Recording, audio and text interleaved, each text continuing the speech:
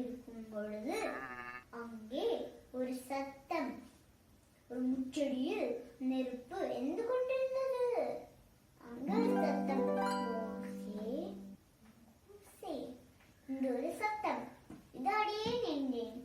உன் காலிலே இருக்கும் பாதரட்சியை கழட்டி போடு. நீ நிற்கும் இடம் பரிசுத்த பூமி. சொல்லும் என் ஆண்டவரே, நான் என்ன செய்ய வேண்டும்?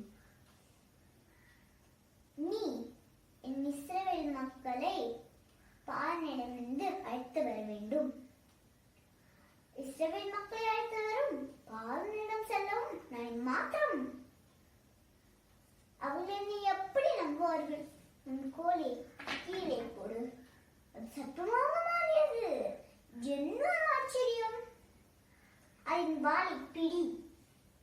கோலாக மாறியதே. உன் கை உரையில் போடு.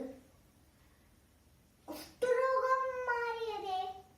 மறுபடியும் கை உரையில் போடு. நன்றாக மாறிவிட்டதே. இது என்ன மேலே என்றால் நான் என்ன செய்வது? நல் நதி இருக்கும் தண்ணியை வெளியூற்று. அது ரத்தமாக மாறும். உம்முடைய நாமம் என்னென்று கேட்பார்களே. ஆபிரகாமின் தேவனும் ஈசாக்கின் தேவனும் யாக்கோபின் தேவனும் ஆகிய இருக்கிறவராயிருக்கிறேன் என்று சொல். இதே என்னுடைய நாமம். நானோ திக்குவாயும் மந்த நாமம் உடையவர். கவலைப்படாதே.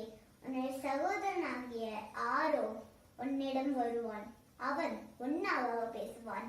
நீ என்னவாக பேசுவாய்? சரிங்க ஆண்டவரே, நான் இப்பொழுது